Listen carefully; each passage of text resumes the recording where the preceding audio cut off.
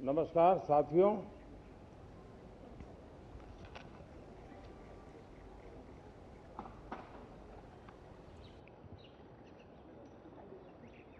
शीतकालीन सत्र है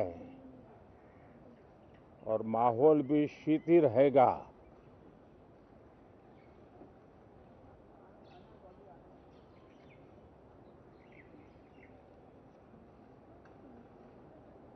दो 2024 का ये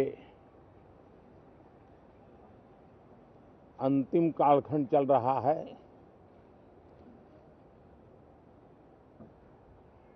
देश पूरे उमंग और उत्साह के साथ 2025 के स्वागत की तैयारी में भी लगा हुआ है। साथियों, संसद का ये सत्र अनेक प्रकार से विशेष है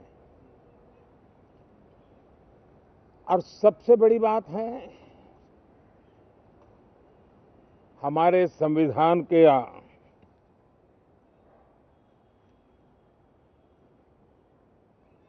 75 साल की यात्रा, 75वें साल में उसका प्रवेश, ये अपने आप में लोकतंत्र के लिए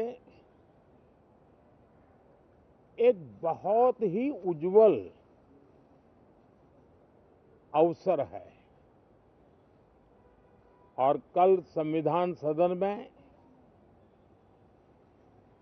सब मिलकर के इस संविधान के 75वें वर्ष की उसके उत्सव की मिलकर के शुरुआत करेंगे।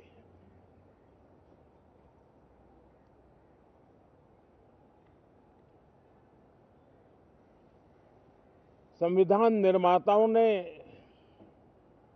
संविधान निर्माण करते समय एक एक बिंदु पर बहुत विस्तार से बहस की है और तब जाकर के ऐसा उत्तम दस्तावेज हमें प्राप्त हुआ है। और उसकी एक महत्वपूर्ण इकाई है हमारी संसद।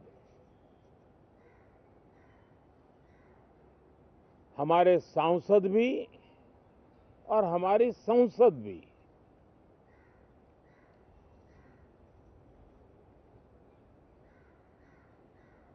पार्लियामेंट में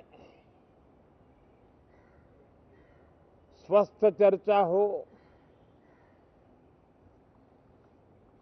ज्यादा से ज्यादा लोग चर्चा में अपना योगदान दें। दुर्भाग्य से कुछ लोगों ने अपने राजनीतिक स्वार्थ के लिए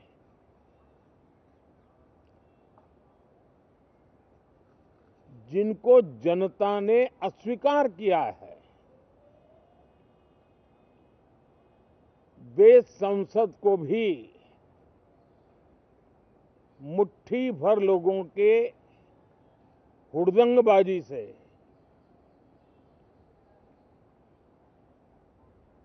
कंट्रोल करने का लगातार प्रयास कर रहे हैं। उनका अपना मकसद तो संसद की गतिविधि को रोकने से ज्यादा सफल नहीं होता है और देश की जनता उनके सारे व्यवहारों को काउंट करती है और जब समय आता है तो सजा भी देती है। लेकिन सबसे ज्यादा पीड़ा की बात यह है कि जो नए सांसद होते हैं, नए विचार, नई ऊर्जा लेकर के आते हैं और ये किसी एक दल में नहीं, सभी दल में आते हैं। उनके अधिकारों को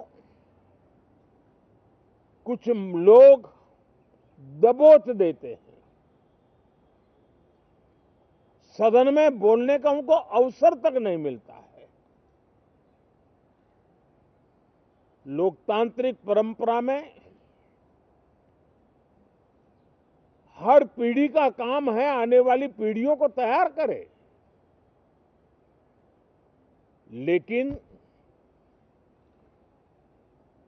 80-80, 90-90 बार जनता ने जिनको लगातार नकार दिया है, वे न संसद में चर्चा होने देते हैं, न लोकतंत्र की भावना का सम्मान करते हैं, न ही वह लोगों की आकांक्षाओं का कोई महत्व समझते हैं, उनका उसके प्रति कोई दायित्व है वो कोई समझ पाते हैं।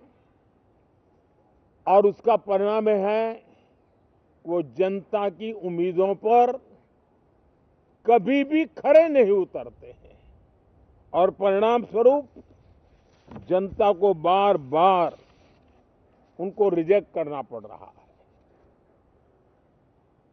साथियों, ये सदन लोकतंत्र की 2024 के पार्लियामेंट के चुनाव के बाद देश की जनता को अपने अपने राज्यों में कुछ स्थानों पर अपनी भावना, अपने विचार, अपनी अपेक्षाएं प्रकट करने का अवसर मिला है। उसमें भी 2024 के लोकसभा के चुनाव के नतीजों को और अधिक ताकत दी गई है राज्यों के द्वारा, और अधिक बल प्रदान किया गया है, और अधिक समर्थन का व्याप बढ़ा है। और लोकतंत्र की यह शर्त है कि हम जनता जनार्दन की भावनाओं का आदर करें, उनकी आशा अपेक्षाओं पर खरा उतरने के लिए दिन रात मेहनत करें। मैं बार बार खास करके विपक्ष के साथियों से आग्रह करता रहा हूं, और कुछ विपक्ष बहुत जिम्मेदारी से व्यवहार करते भी हैं। उनकी भी इच्छा रहती है कि सदन में सुचारू रूप से काम हो, लेकिन लगातार जिनको जनता ने नकार दिया है, वे अपने साथियों की बात को भी दबोच देते थे, उनकी भावनाओं का भी अनादर करते हैं, लोकतंत्र की भावनाओं का अनादर करते हैं। मैं आशा करता हूं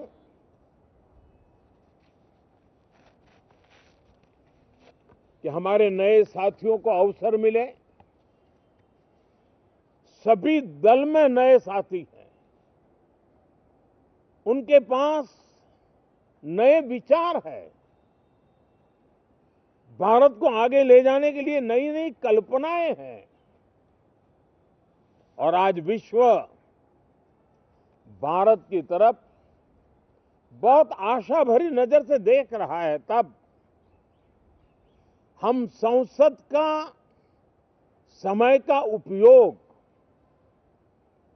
वैश्विक स्तर पर भी भारत के आज जो सम्मान बढ़ा है, भारत का प्रति जो आकर्षण बढ़ा है, उसको बल प्रदान करने वाला हमारा व्यवहार रहना चाहिए।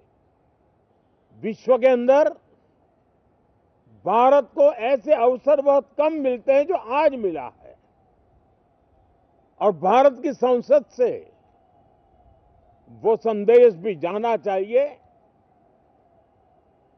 कि भारत के मतदाता उनका लोकतंत्र के प्रति समर्पण,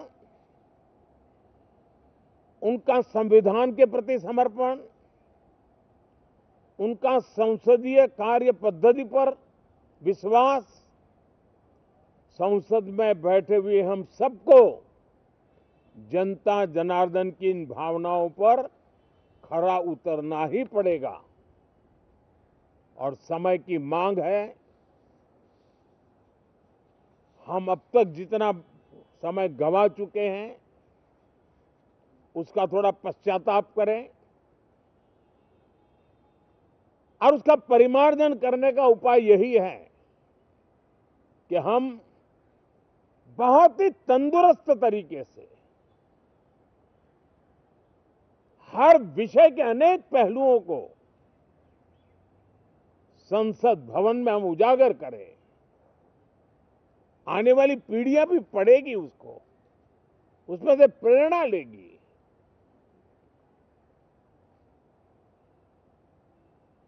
मैं आशा करता हूं कि ये सत्र बहुत ही परिणामकारी हो, संविधान के 75वें वर्ष की शान को बढ़ाने वाला हो, भारत की वैश्विक गरिमा को बल देने वाला हो, नए सांसदों को अवसर देने वाला हो, नए विचारों का स्वागत करने वाला हो। इसी भावना के साथ मैं फिर एक बार सभी माननीय सांसदों को उमंग और उत्साह के साथ इस सत्र को आगे बढ़ाने के लिए निमंत्रित करता हूं, स्वागत करता हूं। आप सब साथियों का भी बहुत बहुत धन्यवाद। नमस्कार।